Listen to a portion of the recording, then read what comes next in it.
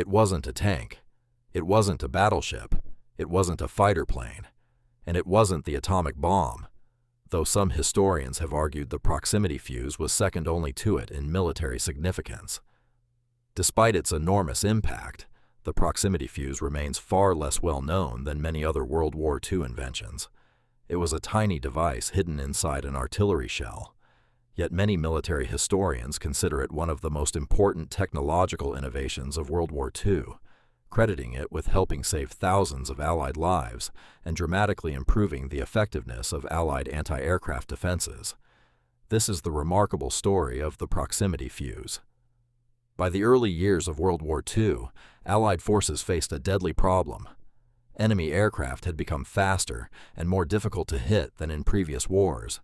German dive bombers and Japanese carrier aircraft repeatedly attacked ships, airfields, and military convoys. Warships were equipped with powerful anti-aircraft guns, but there was one major weakness. Most anti-aircraft shells relied on time fuses. If the timing was wrong by even a fraction of a second, the shell exploded harmlessly in empty sky. Scoring a direct hit on a fast-moving aircraft was incredibly difficult. Thousands of shells could be fired during a single attack, yet relatively few enemy aircraft might be destroyed. The Allies needed something better. American and British scientists worked to turn an ambitious idea into reality.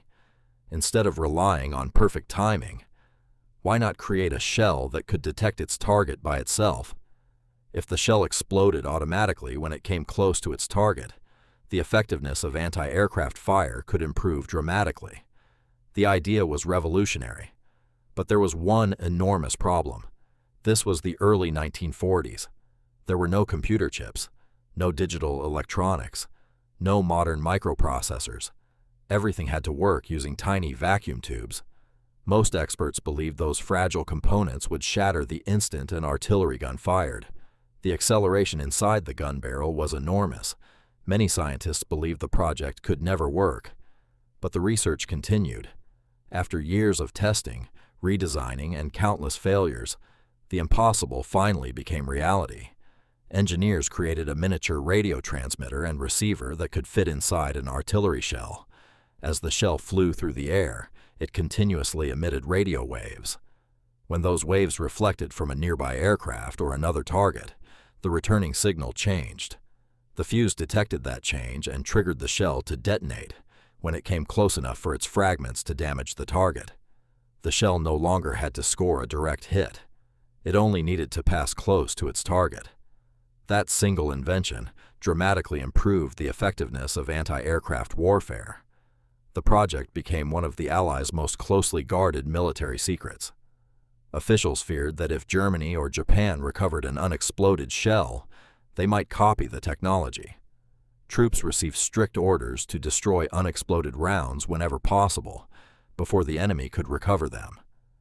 The first major operational use against aircraft came during the Pacific Campaign in early 1943. Japanese aircraft attacked Allied warships, as they had done so many times before. But this time, American anti-aircraft fire was different. Instead of exploding harmlessly behind enemy aircraft, shells burst close to their targets. Pilots suddenly found themselves flying through far more effective anti-aircraft fire. Aircraft that might once have escaped were now being shot down in much greater numbers. American crews quickly realized they had gained a powerful new advantage. The proximity fuse was gradually deployed across Allied naval and ground forces as production increased. It defended aircraft carriers, protected troop ships, supported ground forces, and greatly increased the effectiveness of anti-aircraft defenses wherever it was used.